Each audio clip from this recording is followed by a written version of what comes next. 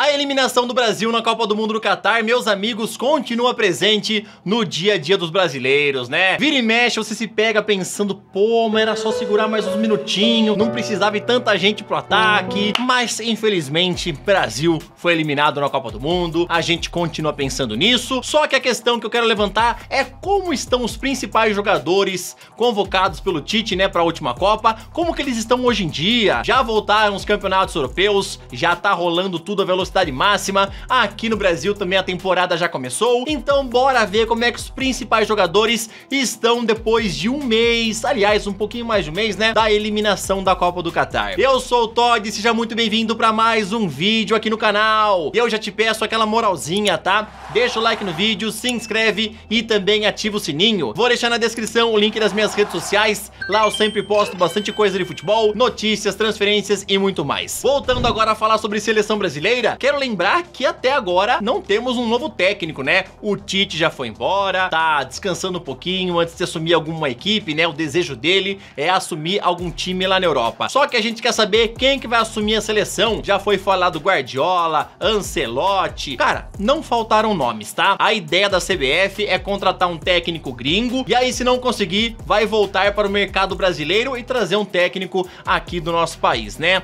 Na tua opinião, quem que tem que assumir a seleção brasileira, já visando, né, a próxima Copa do Mundo, a Copa de 2026. E agora, bora ver como é que estão os principais jogadores depois de um mês da eliminação.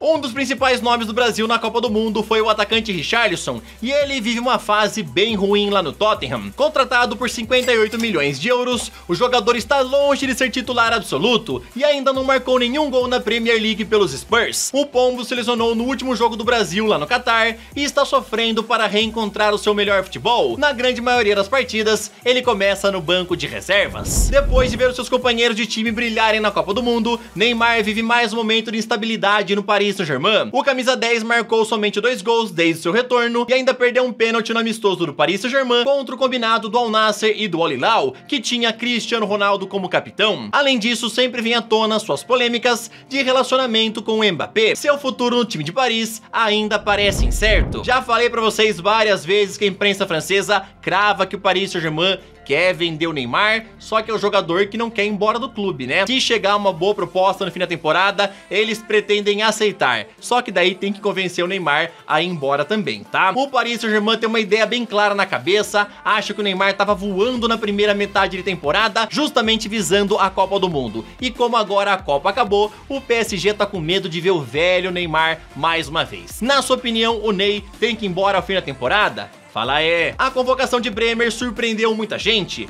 O zagueiro passou na frente de outros nomes e foi uma das surpresas de Tite na lista. Até ser convocado, ele tinha jogado apenas 45 minutos sob o comando do técnico. O zagueiro foi titular na partida contra Camarões, mas desde seu retorno à Juventus, vive uma fase ruim, assim como toda a equipe da velha senhora. Atualmente, né, no momento que eu estou gravando esse vídeo, a Juventus é a 13ª colocada lá do campeonato italiano. É alvo aí de críticas da imprensa, também dos torcedores, vive muitas polêmicas extracampo, né? A diretoria, presidente, todo mundo teve que ir embora por conta de fraude fiscal e outras polêmicas que envolvem a Juventus, né? Inclusive, a equipe perdeu 15 pontos lá no campeonato italiano e por isso que caiu tantas posições. A Juventus tá longe de mostrar um bom futebol dentro das 4 linhas e o Bremer também faz parte aí dessa má fase. Antony segue sendo titular na maioria dos jogos do Manchester United, mas ainda não conseguiu conquistar a confiança dos torcedores dos Reds. O ponta foi reserva na Copa, mas se apresenta como um dos principais nomes da nova geração. Ele tem sido bastante criticado pela mídia inglesa pela falta de objetividade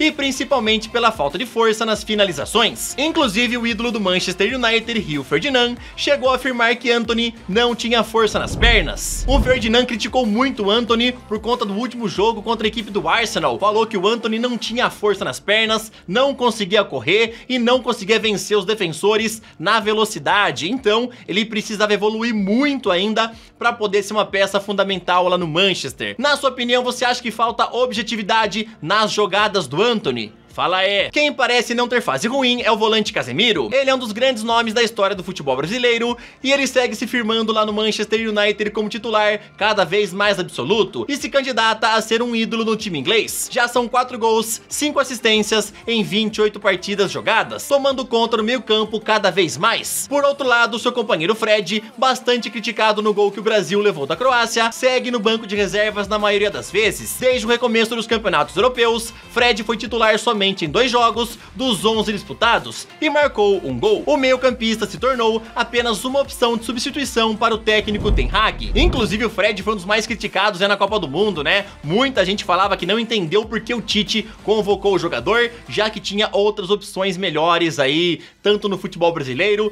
quanto lá na Europa também, né? Muitos falam aí que o Fred não tem nível para ser titular lá na seleção brasileira. Quem vem jogando muita bola é Gabriel Martinelli, um dos destaques do Arsenal, que é líder da Premier League. O atacante foi titular praticamente em todos os jogos após a Copa do Mundo e vem conquistando cada vez mais o seu lugar no coração dos torcedores dos Gunners. É bom lembrar que Martinelli entrou bem nas poucas vezes que jogou na Copa e na época já se cobrava mais oportunidades para o atacante. O jogador já tem 2 gols em 2023 e já deu uma assistência. É um bom nome pra gente ficar de olho para esse próximo ciclo da seleção. Um que foi muito criticado na Copa e sempre titular com Tite é Rafinha, que parece agora estar reencontrando seu bom futebol novamente no Barcelona. O atacante foi titular em 5 dos 9 jogos que participou depois da Copa, marcou 2 gols e deu 3 assistências. Participou também na final da Supercopa da Espanha, entrando no segundo tempo e ajudando o Barcelona a derrotar o Real Madrid por 3-1 e assim conquistou o seu primeiro título desse ano. Vini Júnior segue bailando na Espanha. O atacante, que é alvo constante de ofensas racistas, segue titular absoluto lá no Real Madrid. Ele foi titular em todos os jogos desde o reinício da temporada europeia, anotando 2 gols, dando uma assistência e distribuiu dribles para cima dos adversários. Já o seu companheiro Rodrigo, que teve uma boa atuação na Copa, ainda não se tornou titular absoluto no time comandado por Carlo Ancelotti. O Raio começou titular somente em 4 jogos dos 9 totais da temporada até aqui, mas como de costume, Rodrigo sempre entra bem e deixa sua marca. Também até agora são 2 gols e uma assistência. De volta para a Juventus, os laterais de Tite, Danilo e Alexandro, vivem fases distintas no futebol italiano. Danilo faz parte do time titular da Juve, mas não como lateral. Agora ele está jogando de zagueiro e tem recebido elogios da imprensa italiana. Danilo ainda deixou a sua marca com 2 gols anotados já no mês de janeiro. Por outro lado, Alexandro encontra cada vez menos espaço no elenco. O lateral esquerdo já está em fim de contrato e não deve permanecer na Juve na próxima temporada. Até por isso, ele somente entrou em 3 partidas nesse ano. Aqui no Brasil, Pedro segue fazendo gols pelo Flamengo. O camisa 9 já anotou 4 gols até agora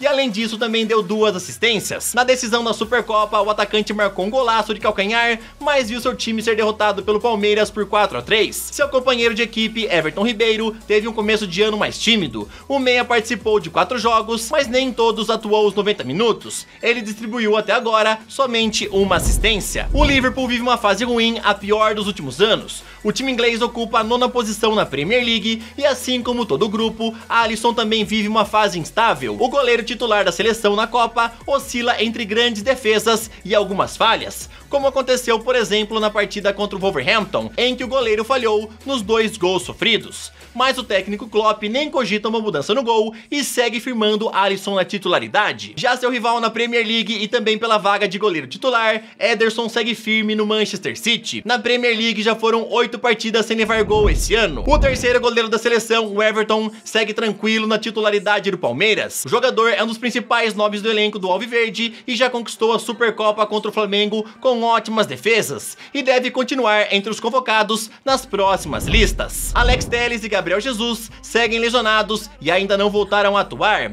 Alex Telles rompeu o ligamento do joelho na partida contra Camarões e precisou ser cortado da seleção. Ainda não há previsão para seu retorno aos gramados. Já Gabriel Jesus também se lesionou contra Camarões e teve que também ser cortado, terminando mais uma Copa do Mundo sem fazer sequer um golzinho. Gabriel tem lesão no joelho e o Arsenal, por enquanto, evita estipular o prazo prazo para retorno do atacante. Lembrando que esses números que eu falei aqui de gols, partidas e assistências são até o momento que eu estou gravando esse vídeo, tá? Aí quando eu soltar já é outro dia e quando você tá vendo pode ser outro dia, tá? Os números podem ter melhorados ou então terem piorados. Na tua opinião, quem tá em melhor fase dos convocados pelo Tite depois da Copa do Mundo e quem tá na pior fase? Comenta aí, beleza? Tamo junto, valeu, até o próximo vídeo, falou!